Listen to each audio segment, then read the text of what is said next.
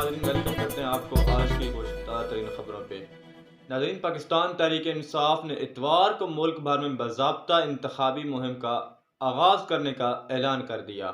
ترجمان P T I کے جاری بیان کے مطابق انتخابات سے قبل کھلے عام عوام میں جانے اور باہر نکل کر انتخابی مہم چلانے کے معاملے پر امیدواران اتوار کو ملک بھر میں خصوصاً پنجاب میں اپنی باضابطہ انتخابی مہم کا آغاز کریں گے۔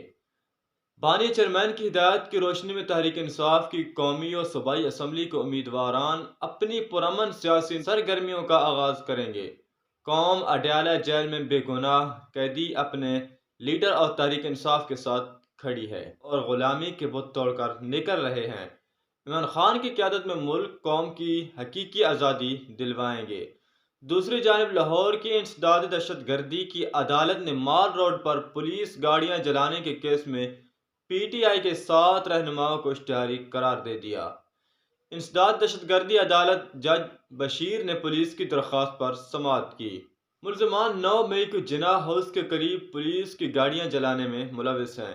واضح رہے کہ تحریک انصاف کے رہنما مراد سعید، اعظم سواتی اور حماد اظہر سمیت 9 مئی کے واقعات میں ملوث 18 اشتہاری رہنماؤں کے شامل تفتیش اور انسداد دہشت گردی عدالت میں پیش نہ ہونے پر شناختی کارڈ بلاک کر دیے گئے، جس پر نادرا نے 9 اور 10 مئی کے مقدمات کے اشتہاریوں کے شناختی کارڈ بلاک کر دیے تھے۔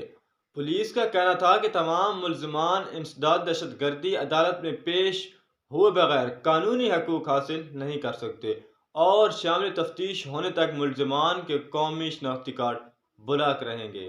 ناظرین، آج تک کے لیے اتنی خبریں۔ ویڈیو اچھی لگی ہو تو ویڈیو کو لائک کیجیے اور چینل کو ضرور سبسکرائب کر دیں۔ ملتے ہیں نیکسٹ ویڈیو میں، تب تک کے لیے اللہ حافظ۔